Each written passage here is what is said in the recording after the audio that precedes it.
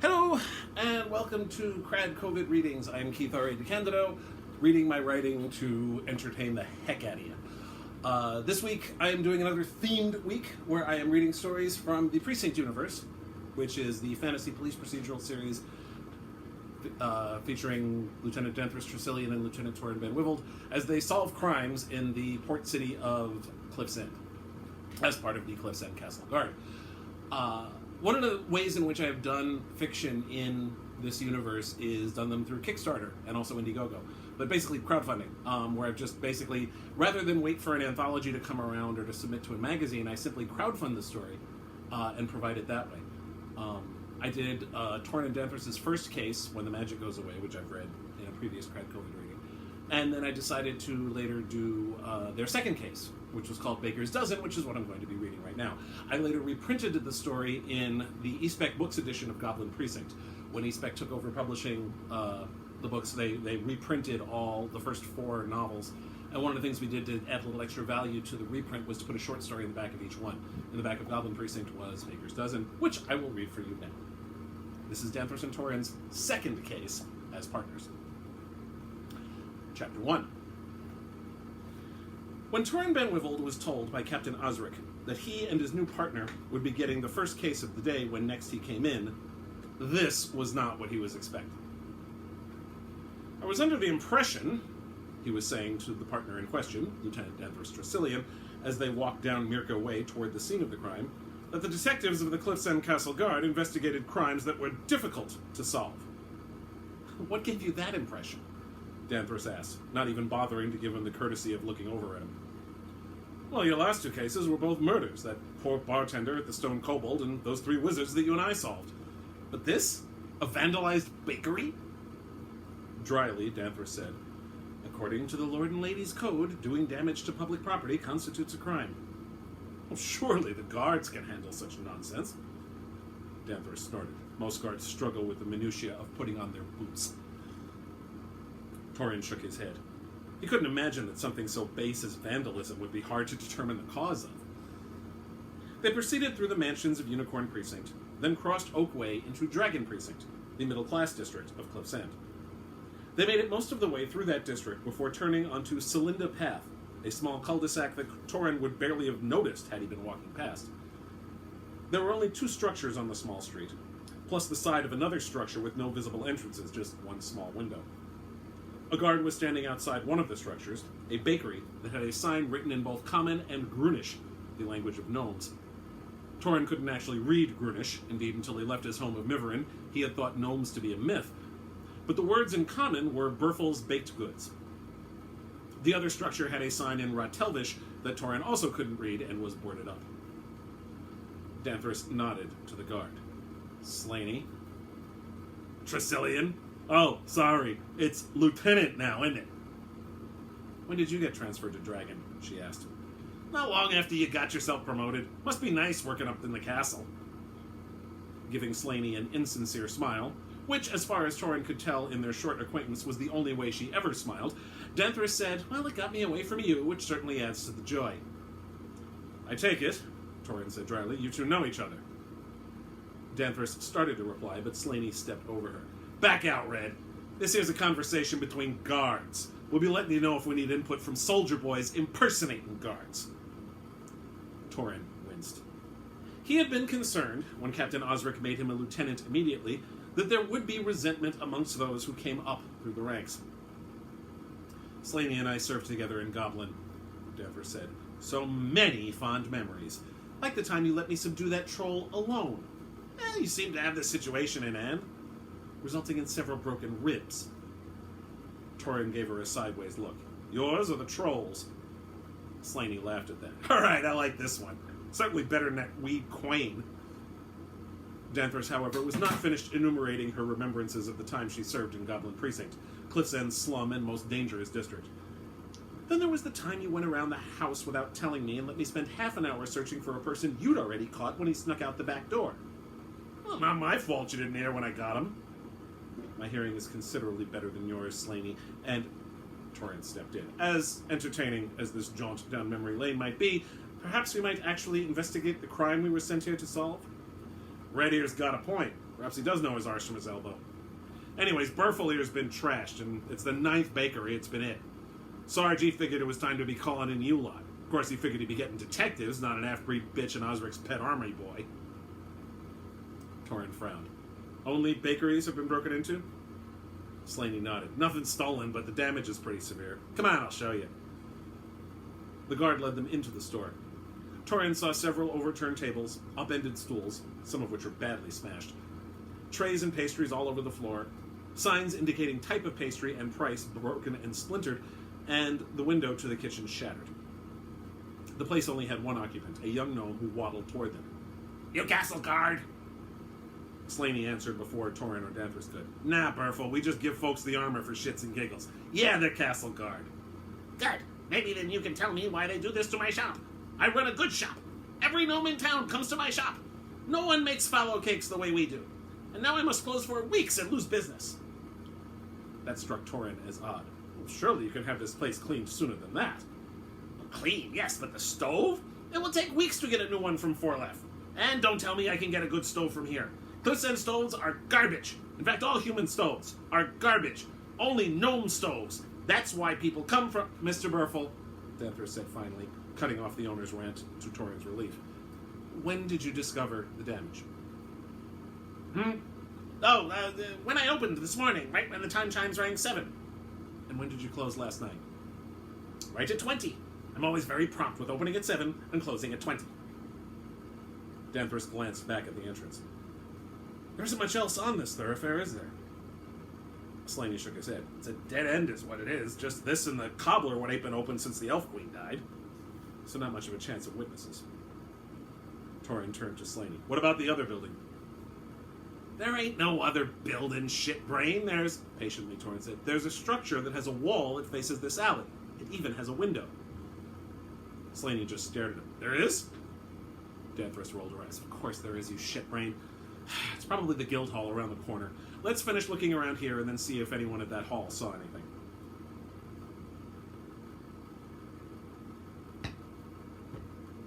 Chapter 2. Danthres wasn't entirely surprised that the guild hall, which was shared by the Coopers Guild and the Lumber Guild, had been closed the previous night. She was entirely surprised that it didn't occur to her to check what the other building that faced the alley was and see if someone had seen Burfles get trashed. And she was completely surprised that Torin did think of it when she didn't. The member of the Lumber Guild they were speaking to was a dwarf woman, who seemed like she wanted to be doing almost anything other than talk to the two of them. So by the time Burfles closed, there was no one in the hall? Torin asked. Weren't nobody from either guild here, no. Look, is that all? We've got a meeting in an hour, and I gotta get the place ready. Danthres frowned as she saw someone walk past carrying a broom. Torin said, well, I believe that is all. Almost all, Danthres said. You said nobody from the guild. Who else would be in here? Pointing at the person with the broom, Danthres said, that person with the broom isn't a member of either guild. I assume you have a full maintenance staff? The dwarf looked over at the broom holder. Oh, yeah, Alfo's here after hours sometimes, cleaning up. He might have been here last night, I don't know. That is Alfo? Torin asked. The dwarf shook her head. Nah, that's Beanie. He's only here in the mornings, but Alfo's shift starts after lunch, so come on by then. Thank you, Torin said. As they left the guild hall, Danthres couldn't help but smile. If I may ask, Torin said, how did you know the person with the broom wasn't with the guild? Within the guild halls, all guild members are required to wear a pin identifying themselves as members. Our friend there was wearing one, and so is everyone else, except for that man with the broom. And the broom indicates that he's a maintenance worker, and people tend not to even notice such menials. But they see things all the time. Danthres nodded. Not bad. You'll make a detective yet. Not according to your friend Slaney. Torin said that last with a certain bitterness. First of all, he's hardly a friend. He's barely a colleague. Second of all, ignore him. His attitude appears to be prevalent. Danthres shrugged. You didn't come through the ranks. Honestly, neither did Osric. And it's a stupid requirement in any case. You're obviously intelligent. Forcing you to walk foot patrol in Goblin for a year is as much a waste of time as... She hesitated. As making you do so was? Torin grinned. Something like that. Danthres shook her head. As I said before, the people at guard rank are imbeciles who can barely put their armor on straight. In fact, most of the lieutenants are as well. Brisbane used to... She sighed. Never mind. I don't wish to discuss it. Then let us discuss something else. Your not actually a friend Slaney mentioned something about how this is not the first such establishment to be vandalized. It might be worth our time to look into the other incidents, see if a pattern might have emerged, one not as easily detected by imbeciles who can barely put on their armor straight or handle the minutiae of putting on their boots. Danthres was unable to help herself from chuckling at that. That is certainly the case. Let us proceed to Dragon, then, and see what we may discover. They walked out of the guild hall onto Oak Way and headed back up toward the headquarters of Dragon Precinct, which was a large structure with narrow windows. Huh, Torin said as he stared at the building. I converted an old barracks. Danthres turned to stare at him. What do you mean? Oh, the building. It used to be a barracks. They all look like this in every city I've been in throughout the human lands. I suspect the king and queen got a deal on construction for them, as they all have the same narrow windows, the same dull beige color, and he added this last as they walked through these swinging wooden doors that flapped back and forth as they went through. The same ridiculous doors. Danthres shrugged. The provenance of architecture was of little interest to her. Inside, there was a large raised desk, behind which sat an old man wearing a green cloak, indicating that he was a sergeant. Danthres had only actually met Sergeant Jeff Schultz once, when she and several other guards from Goblin were detailed to Dragon for crowd control during a speech made by some human general war hero or other. Schultz was shuffling some parchments, glancing briefly at Danthres and Torin over them as they approached. What do you want, lieutenants? I'm Danthres Tresyllione, this is Torp. I know who you are. What do you want? We're rather busy here actually guarding the city-state. Torin raised his eyebrows. I was under the impression, Sergeant, that you were the one who requested that we look into the vandalism at Burfle's Baked Goods. No, I was the one who requested detectives to look into it. Didn't realize Osric was going to send me you two instead. Torin gave Schultz a far more pleasant smile than Danthres felt he deserved. The two are not mutually exclusive, Sergeant. In any event, we were also informed that this is the 10th such vandalism that has occurred. We wish to speak to the guards who dealt with the previous instances. Reports are all filed at headquarters back at the castle. You can get the names there. Danthres sighed, closed her eyes, and turned to leave. Torin kept standing there for a moment before following her. Where are you going? He asked it when he caught up. To the castle. It's obvious that Schultz isn't going to help us. She pushed the doors aside, and they flapped back and forth as they exited and continued up Oak Way back to the castle. So we walk all the way back to the castle, retrieve the records from that absurd imp, walk all the way back here, and then talk to the guards? The sergeant here must know who they are if he's any good at his job. Danthres shrugged. Obviously, he is not going to help us. We could argue with him about it, but would waste our time and not actually accomplish anything. I deal with enough shitbrains among the witnesses and victims I talk to. I see no reason to seek out more of them from among my coworkers. Then there shouldn't be an argument. Torin shook his head. We are lieutenants. He is a sergeant. He should follow our orders or be brought up on charges. At that, Danthres laughed. You're not in the military anymore, Torin. We're not fighting a life-or-death war. This is people having to work together. This is not working together. Of course it isn't, and it won't be. But it doesn't matter. We will get justice for Burfle and the other bakers. That's what matters, not whether or not Sergeant Schultz likes us. Whether or not he likes us is irrelevant. He is subordinate to us and should follow our orders. Otherwise, why even have a rank structure? Because it denotes job requirements. If you wear a green cloak, you're an administrator. If you wear a brown cloak, you're a detective. If you wear a red cloak, you're Osric. Beyond that... Danthres trailed off. That is absurd! Fine. Danthres pointed behind her. Go back and try to order Schultz to give you the names of the guards. See how far you get. Torin stopped for a second, looked back in the direction Danthres was pointing, then slumped his shoulders and continued to walk toward the castle. Perhaps you are correct. I have only been on the job a week, and I seem to need to prove myself. In fact, you don't need to prove yourself to anyone, Danthres said firmly. You just have to do the job. This nonsense is shit you can ignore. Perhaps you can ignore it. I will have a bit more difficulty accepting this lack of discipline. Danthres snorted. She had finally started to come around to the notion that Torin might last longer than her other partners. But if he expected discipline, and the castle guard, it wouldn't last long at all.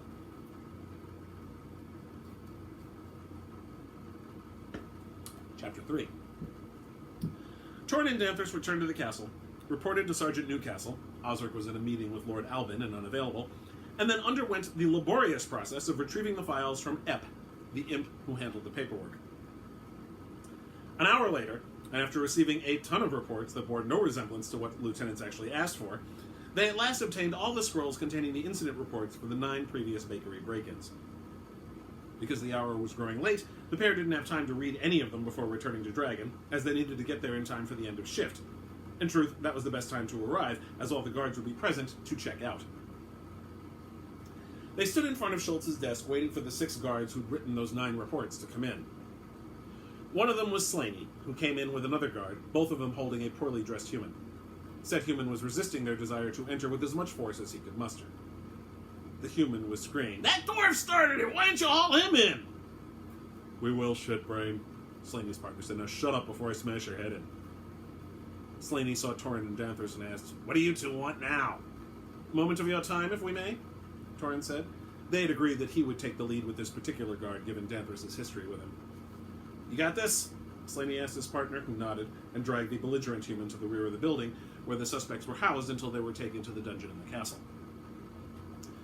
"You neglected to mention, Slaney, that you were the guard who took the call when 2 of the other bakeries were vandalized." "Oh, didn't I mention that? Sorry, guess it slipped my mind because I'm just a dumb guard and all. Of course, you could have asked, but you didn't. That's what detectives are supposed to be doing. Maybe they should have sent detectives instead of soldier boys and half-breed bitches." With that, Slaney walked off. Danthres stared at Torin. "Well, that was productive. Good idea letting you talk to him instead of me. That proved most efficacious. This is a waste of time." "One of the other guards might remember something," Torin insisted. "Unlikely," she sighed. "Still, it might be worth pursuing, but my patience for pursuing it is non-existent. I'm going to the guild hall to talk to that maintenance worker, see if he saw anything." Torin was about to object, but their trip to the castle and back meant they had missed the start of Alpho's shift. With luck, he saw something while cleaning the guild hall, and Danthres was more experienced at talking to civilian witnesses. For his part, Torin was sure that his friendly demeanor would serve him well. They couldn't all have Slaney's attitude, after all. 2 of them, as it happened, did have Slaney's attitude, and told him nothing of consequence save for their low opinion of his background and brains. 2 others simply were not helpful. "Well, someone broke in and damaged stuff," was as much as he got out of either of them, and between them they took the call on 3 of the 9 previous break-ins. Slaney and his 2 fellow ne'er-do-wells handled the 5 others. Excuse me. That left Grint, who had actually been in the precinct house the whole time, writing up a report on a bar brawl at the Stone Kobold. "Another one?" Torin asked. Grint replied, "The place has gone to shit since Gava died." "Funny you should ask about that," Grint said, "because I was kind of wondering the same thing about the pattern, you know? Thinking maybe the 11 incidents all had something in common, right?" Torin frowned. "There were 9 incidents." "No, 11. One was in Goblin, and the other was actually in Unicorn." That surprised Torin.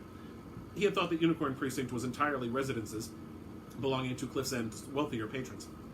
I wasn't aware that there were any businesses in Unicorn. "Oh yeah, there's a few. Little boutique-type places, you know? Mistress Melissa's Baked Goods is right on Mirka Way, near Oakway, right?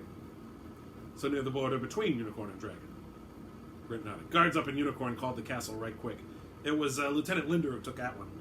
"Really?" Torin would have to chat with Linder the next day.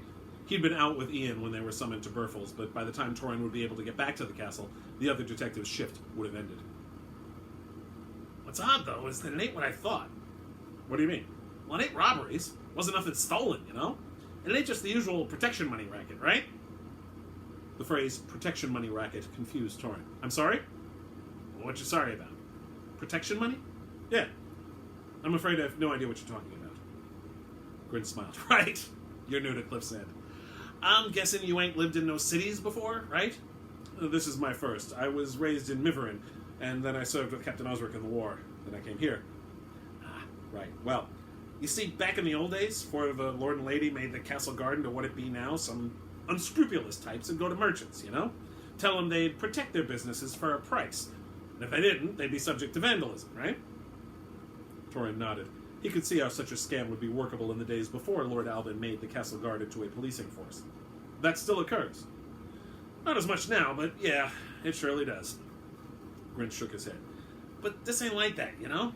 When it's protection, the damage is the same. Broken windows, maybe some broken furniture busted, right? But each of these has different damage each time."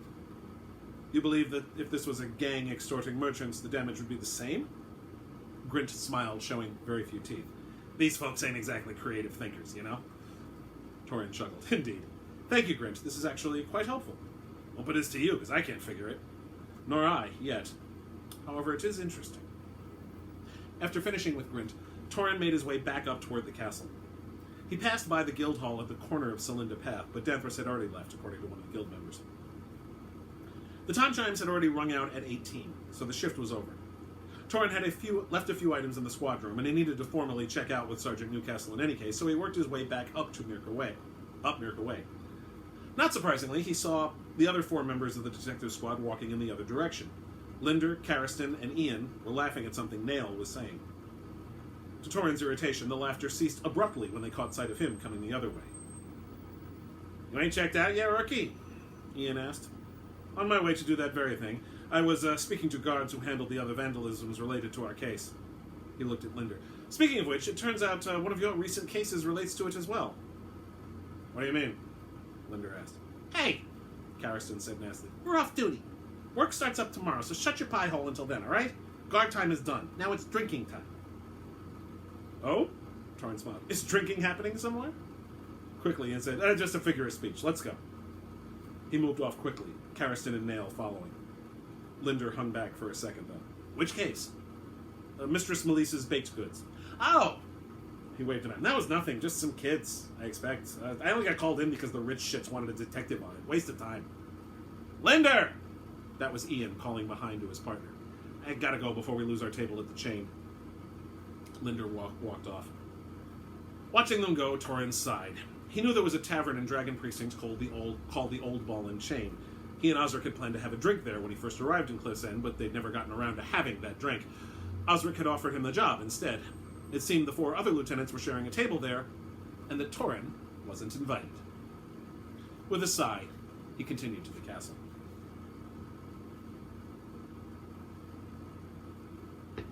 Chapter 4. In all the time Danthres had been working at the castle, the only person who had ever been in the squad room before her was Sergeant Newcastle, and him only sometimes. So it came as rather a surprise to see Torin sitting at his desk, a map laid out in front of him, and scrolls piled all over his desk, and hers also, which abutted his. He'd only been with the castle guard a week, but Torin had already carved out a reputation for coming in late. Newcastle was also present, standing in the kitchen to pour himself some tea. Danthres went to join him to do likewise.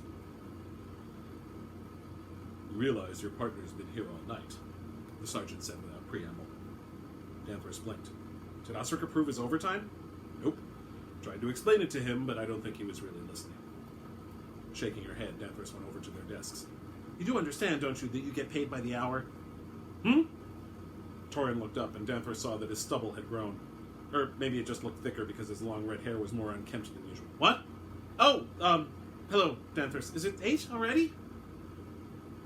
She nodded. He didn't answer my question. "Of course I know we're paid by the hour. That's why we check in and check out. And you understand that if you go over your allocated hours for the day, that's considered overtime and has to be approved by your sergeant or your captain." Torin blew out a breath and ran a hand through his hair, which just made it look worse. "I suppose I forgot that. I can guarantee that Osric won't approve it after the fact." He waved an arm back and forth. "Then he won't. It doesn't matter. I found something." He pointed at the map. Looking down at it, Danthres saw that it was a map of Cliff's End with several circles marked in ink. About a dozen or so of those circles had an X through them. There were actually 11 prior incidents of vandalism. The other 2 were in the precincts, one in Goblin and one in Unicorn. I spoke with Grint, he was the one who told me of the other 2, and he pointed out that the damage was different each time, but he didn't understand why. Danthres had tried to get a word in to tell Torin that he should go home and get some sleep, but that brought her up short. The damage was different each time. That's peculiar. Torin nodded. "And nothing was stolen."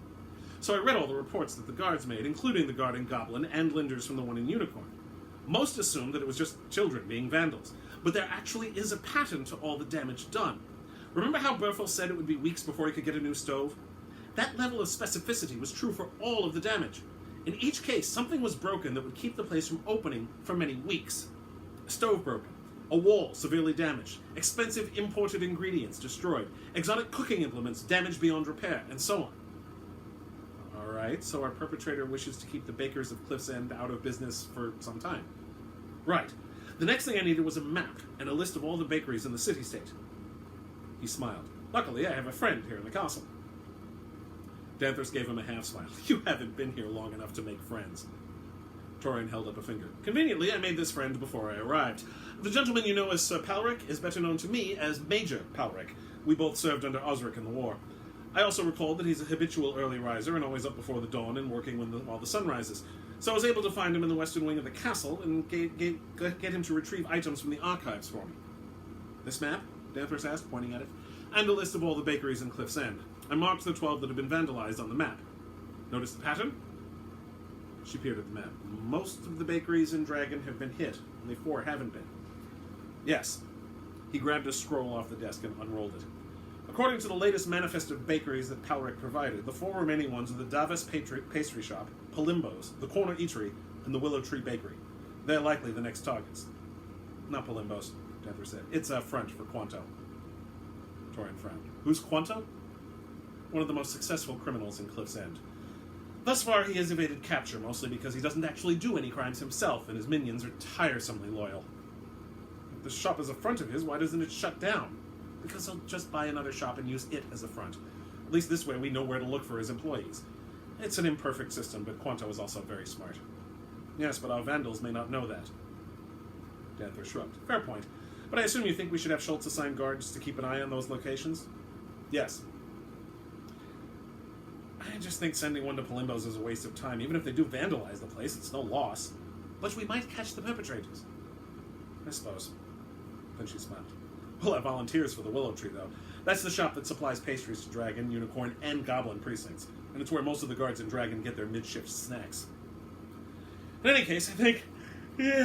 Torin interrupted himself with a yawn so loud and wide that Danthres felt it would suck all the air out of the squad room. Excuse me. He said after finishing the yawn. Sergeant Newcastle says that Benin won't be reporting for another week? Assuming our new magical examiner does show, yeah. Pity. That peelback spell of his would be useful to cast on these bakeries. Then we'd know who did it. Danthres shook her head. Her first case with Torin had involved a triple murder of wizards, who were killed by another wizard. The Brotherhood of Wizards had asked the castle guard to handle the investigation, as the Brotherhood was not equipped to run a death investigation. But once the perpetrator was revealed to be a wizard also, the Brotherhood attempted to take custody of him.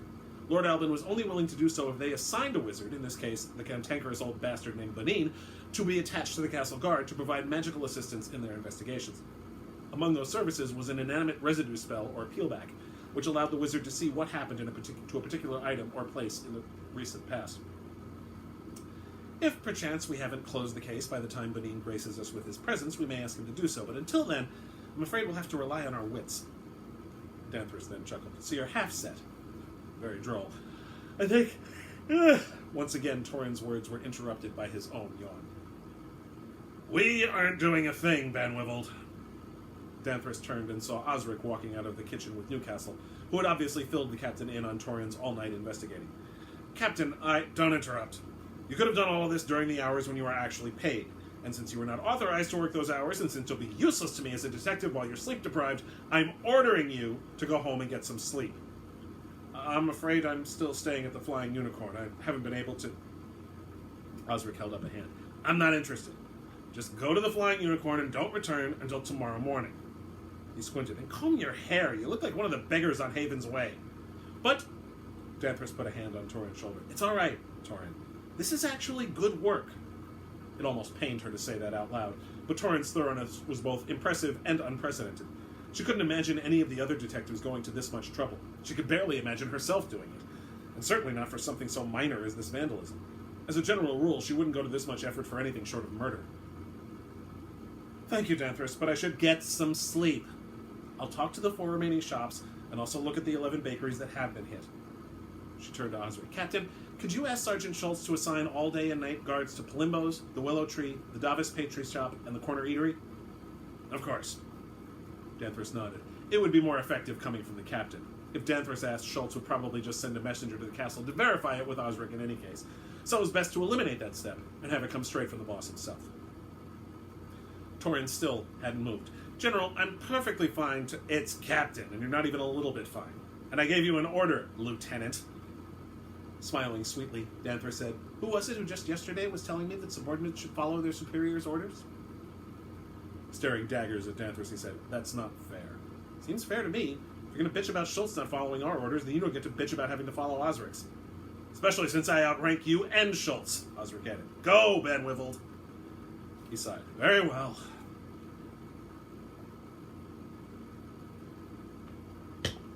Chapter 5. Torin had slept all day and through the night. If he dreamt anything, he could not recall it, and he still felt tired when he staggered into the squad room the next morning. The other lieutenants were all present, as were Newcastle and Osric. Good of you to join us, Ben Wyvald, Osric said. We were just finishing. Tresyllione can fill you in. Karastan and Nail immediately left the squad room, while Ian and Linder were hunched over scrolls on their desk, quills in hand. What did I miss? Torin asked as he sat at his desk facing Danthres. Ian and Linder finally closed their assault case, and Nail and Karastan are still trying to track down those smugglers. Torin noticed that the paperwork and maps were nowhere to be found. And where is everything? Ep has them. It's all evidence for the case now, after all. Do you have a suspect? Danthres shook her head. Not yet. I never got to tell you yesterday, but the maintenance person at the guild hall did see a man lurking about Burfles in the pre-dawn hours, but he didn't really get a good look at the man. He was certain that it wasn't a dwarf or gnome, however, which means it wasn't Burfle or any of his people, since he only employed fellow gnomes. Well, that's something, I suppose, Torin said. However, I did speak to the other bakeries, both the ones that were hit and the ones yet to be so. Torin grinned. Even Palimbo's? She glowered at him. No, not Palimbo's, though Schultz did assign a guard to there as well. But the remaining 3 were concerned and grateful. Now we just have to... Excuse me! Turning, Torin saw that a guard wearing the symbol of Dragon Precinct on his leather armor entered. What is it, Ratback? Danthres said. Another bakery got hit! Davis! Torin turned to look at her. I thought you said there were guards on all 4 shops. There were. Danthres got up and angrily went to the pegboard to grab her earth-colored cloak. Linder looked up. Hit Davis? Damn! I used to love that place. Used to? Torin asked. Shrugging, Linder said, the pastries ain't as good as they were. Having put on her cloak, Danthres said, Come on, Torin, let's see what happened. As they left, Ratback said, This is gonna suck hard. What do you mean? Well, the willow tree's already so crowded we can barely get into the damn place. Now it's just gonna be worse. It took half an hour to navigate down Mirka Way to Celinda Path once again, but this time it was on the other side of Mirka from Burfles. This section of the path was also a cul-de-sac, though it had 5 businesses on it that were all open. Several guards from Dragon were present, including Slaney. Were you having a convention or something? Danthres asked the guard. Look, Tresyllione, I know we had our problems and all, but you gotta solve this shit soon. Every bakery's closing, and that means they're all going to the damn willow tree. It's like an hour wait to get a damn pastry. Figure this out, will you? That is what we are endeavoring to do, Torin said tightly. In fact, Danthres said, we're trying so hard to find out who did it that we hit on the brilliant notion of putting a guard on each bakery that hasn't been broken into in the hopes of catching the person in the act. Slaney looked away. Yeah, well, about that. He trailed off. Torin prompted, about what? Look, I told you, it's a long wait at the willow tree. By the time I got here, the place had already been broken into. Wasn't someone on overnight? Danthres asked. Yeah, but he went home when his shift ended like he's supposed to. He didn't wait for relief. Torin was appalled once again at the lack of discipline. You didn't abandon your post until relief showed up. We wasn't authorized for no overtime on this, Slaney said defensively. Torin was about to yell at Slaney, but Danthres cut him off. Never mind. We'll take this up with both sergeants and with Osric later. Worry not. For now, let's see what happened. With a sigh, Torin nodded, and the pair of them entered the bakery. The establishment looked much as Burfles had. Tables overturned, chairs on their sides or upside down, baked goods strewn about the floor, and so on. In addition, the door to the rear was off its hinges. Another guard from Dragon was inside, standing next to a young human, who sat on one of the few chairs that was upright. You two are the detectives on this? However, did you guess? Danthres asked. Just making sure, ma'am. This is White Davis. He's the owner. Mr. Davis, Danthres said. I'm Lieutenant Tresyllione. This is Lieutenant Van Wyvald. Can you tell us what happened? I have no idea what happened, Davis screamed. Then he visibly got himself under control. I'm sorry, Lieutenants. I'm just very... He breathed in and out. It's been very difficult lately. I just inherited this business from my parents, and now this. I'm sorry about your parents, Torin said. What happened? They took a vacation to Scepter Isle, and their ship capsized on the way home. He gave a half smile. At least they got to enjoy the vacation. Very tragic, but we meant what happened here. Danthres said, with what Torin thought was unnecessary cruelty towards someone who lost his parents. Did you discover the place like this when you opened this morning? Davos nodded quickly. I thought someone was supposed to be on guard. When I closed last night, there was a guard named Markon standing outside, but he wasn't here when I arrived today. The guard said, Markon's on night duty. Slaney was supposed to relieve him. Slaney was delayed by his sweet tooth, Danthres said. And Markon apparently couldn't wait, Torin added bitterly. Whoever did this may have been waiting for Markon to go off duty, and when Slaney didn't replace him, took advantage. I guess so. Davos put his head in his hands. I can't believe this is happening. Danthres said, We're going to take a look around, if that's all right? Sure, why not? While Danthres looked more closely at the damage in the main part, Torin moved to the broken door to the back, where the stove and other baking supplies were. Frowning, he surveyed the room. Then he turned to look behind him and said, Danthres, can you come in here, please? She joined him in the back. What is it? He pointed at the kitchen. Look at this. Implements strewn about the floor, tables upended, but no actual damage. In fact, aside from the door, there is no significant damage to this place at all. Bit of cleanup, a new door, and it'll be ready to be opened in a day or two. Perhaps the vandals saw Slaney finally arriving and left before they could finish. They finished surveying the place, but Torin found nothing that would indicate who might have done this. Then Danthres looked at the front door, and something caught her eye. Kneeling down at the door jamb, she was inspecting something. Torin moved over to see what she was looking at. See this? She asked. He nodded. This is a Tresyllione lock. These are some of the best locks in Flingaria. Thief-proof? Torin asked. Danthres snorted. There's no such thing as thief-proof. Merely stopgaps until thieves figure out how to get past it. But this is the finest lock currently available. Davos apparently heard them as he said, That's why I got those. I wanted something I couldn't break into. Torin whirled around to face him. You couldn't. The guard next to Davos chuckled. I busted him myself back in the day. Whitehair used to be one of the best lockpicks in Cliff's End when he was a boy.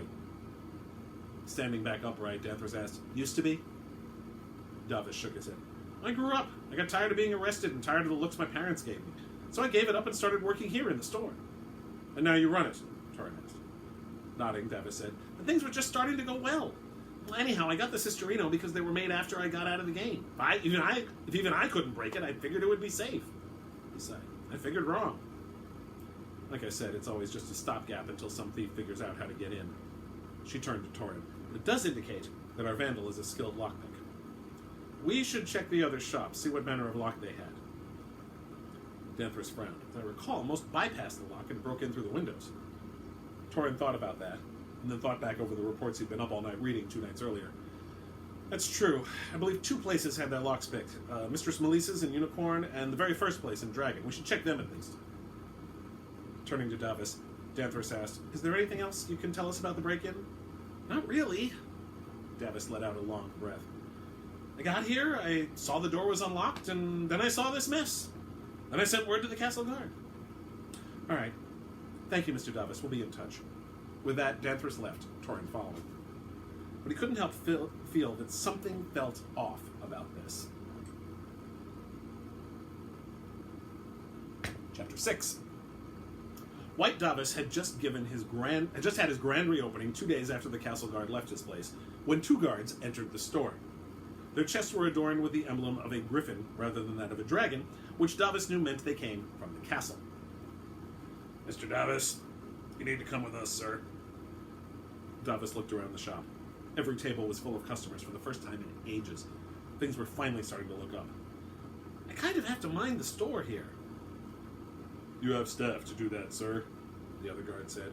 He didn't entirely trust the staff, but it was also abundantly clear that these 2 weren't going to leave without him.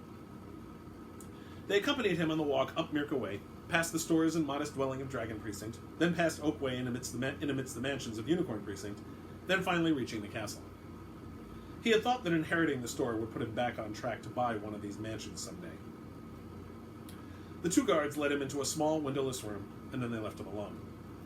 He sat on the stool behind the small, worn table and waited.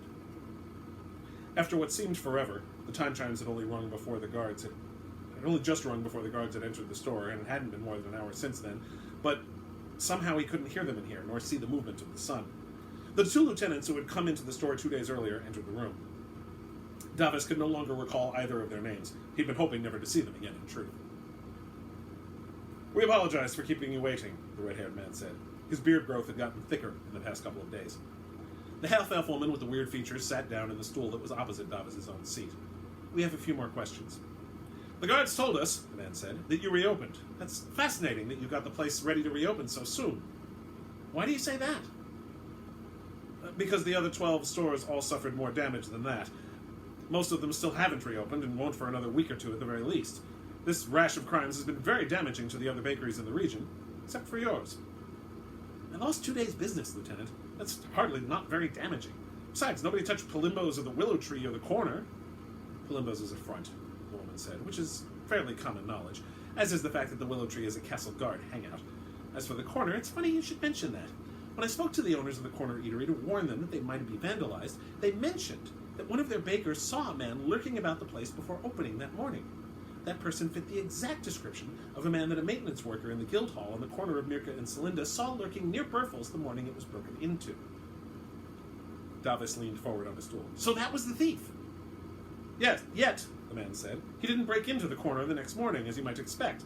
Instead, he broke into your establishment, right after it was made clear that the detectives of the Castle Guard were now on the case and had determined the pattern of the attacks. So you think this person lurking outside the Corner hit me instead because you were on to me? Or because the baker at the Corner saw him, maybe? Perhaps, the man said. The woman then asked, how has business been since your parents died, Mr. Davos? The non-sequitur had caught Davos off guard. It's been fine. I mean, a bit of a drop-off, but I wasn't expecting to take over so fast, so it was hard to catch up, as it were. In fact, the woman said, business has been dreadful, and we know why. One of our fellow detectives used to patronize your establishment, but he stopped after your parents died. He said the quality of the pastries took a downturn. I imagine that was true throughout your parents' former customer base. They'd come to expect a certain quality, and given the sheer number of alternatives in the area, it wasn't long before they took their business elsewhere. But now business is booming, the man added, because the number of elsewheres has decreased. The Corner Eatery was very obviously next, until you realized we were onto you. To me? Davos stood up. This is ridiculous! I was vandalized as well! The woman remained seated and looked up at him. Yes, just enough to make it look like you were a target, but not enough to damage your business for long. You said it yourself, Lieutenant. The vandal probably saw the relief guard and left before he could break anything. Unlikely, as the perpetrator entered as soon as Markon went off duty. The man added, and it was a full hour before Slaney arrived to take over that post. I have a Sisterino lock. It likely took that long just to break in. Why not break the windows, as he did the others? The man asked. Besides, the woman added, if he took that long to pick the lock, there would have been damage to the lock itself, but there is none. It's as if it had only been opened by someone with a key. And if you broke the window, you'd have to wait longer to get it fixed, the man said. Much better to just knock a few things over, don't actually break anything except an easily fixed door, and reopen in 2 days to reap the benefits of your vandalism. It isn't as if you have an issue with breaking into places, though it must have galled you not to steal anything, the woman said. That's it. Davos moved toward the door. I've had enough of this. I see no reason to remain here and be accused of doing something I didn't do. We did not say you could leave, the man said. Davos smiled and folded his arms. Then arrest me. The fact that you haven't leads me to believe that you don't actually have any proof that I did do this. And you brought me here to be questioned in the hopes that I would break down and admit that I committed these acts of vandalism, but I didn't commit them. And you can't prove that I did. Because I didn't. This is my first time in a cramped room with 2 members of the Castle Guard, Lieutenants. You don't scare me. Don't we? The woman got up, and for the first time Davos noticed how tall the half-breed was. Well, fine. Go ahead and return to your store. Go about your business. We know what you've done, Davos. All the guards in Dragon Precinct know what you've done. Your attempt to drive businesses to your place by vandalizing the other bakeries is done. And eventually, the other stores will reopen, and I guarantee you will be able to do very little about that. Finding he had nothing to say in response to that, Davos left the room and quickly retraced the steps he'd taken alongside those 2 guards and exited the castle. Only when he was out on Mirka Way did he allow himself to exhale. That was close, he thought. It had been a nightmare since his parents died. He knew he was in line to inherit the shop, but that was supposed to be years from now, when he finally learned the trade. His parents had only begun the process of teaching him how to make the baked goods. He'd done the best he could, but business plummeted after the accident on the Garraman Sea. Davos had struggled to do right by his parents, but he couldn't make it work. So he went with what he did know, being a criminal. He was the best lockpick in Cliff's End once upon a time, and he figured he could drive business away from the other bakeries to him by removing them from the equation. It was working, too! Until the castle guard sent those 2 goons after him. He would just have to be careful after this. Besides, he had the new customers now. One thing his mother always said was, once they're in the store, they rarely have reason to leave again. He just had to make sure he never gave them one. Chapter 7. So that's it. We just let him go. Danthres could tell that Torin was livid. Yes, that's it. He's right. We have no evidence that proves he did it. Not even any that indicates he did it. Torin shook his head and stormed toward the interrogation room's exit.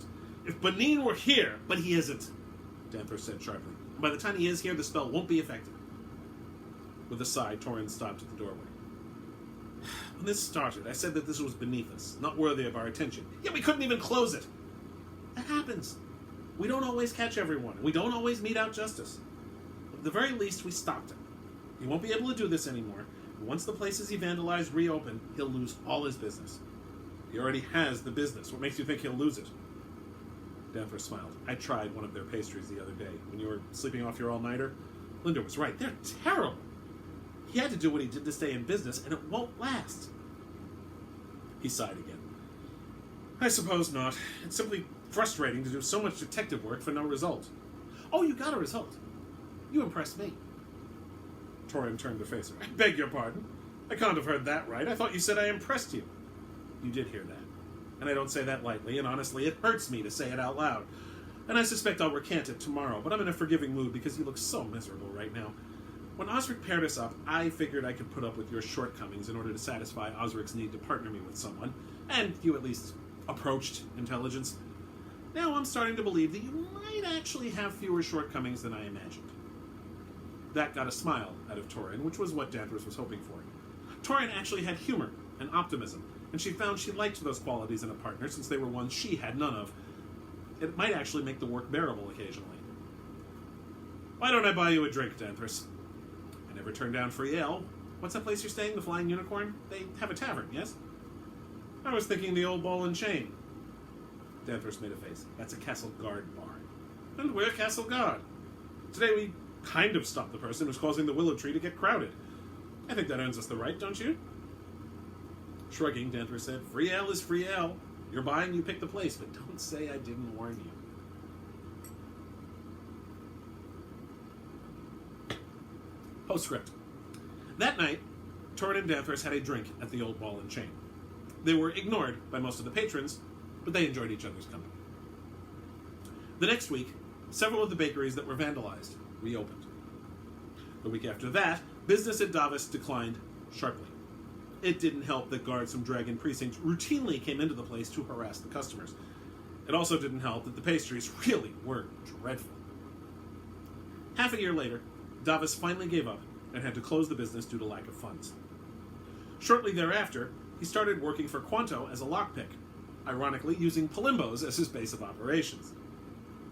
1 year later, Torin and Danthres were assigned to take down Quanto once and for all. But that's another story. Thank you very much for watching. We'll be doing more Precinct stories over the course of the rest of this week on Wednesday and Friday, so tune in for that. Please subscribe to the channel if you haven't already. We're at over 120 subscribers now, which is awesome. So let's keep up the good work. You can check me out online at DeCandido.net, which also has ordering links for all the Precinct books, including the 5 novels and 1 short story collection. There will be 2 more novels and 1 more short story collection coming. So check that out. My blog is at DeCandido.wordpress.com. My Patreon is patreon.com/KRAD. There's been lots of new material this month, including a new movie review, a couple new TV reviews, a new vignette, plus weekly excerpts from my works in progress, and almost daily cat pictures. So please check that out. Thank you very much, and please stay safe.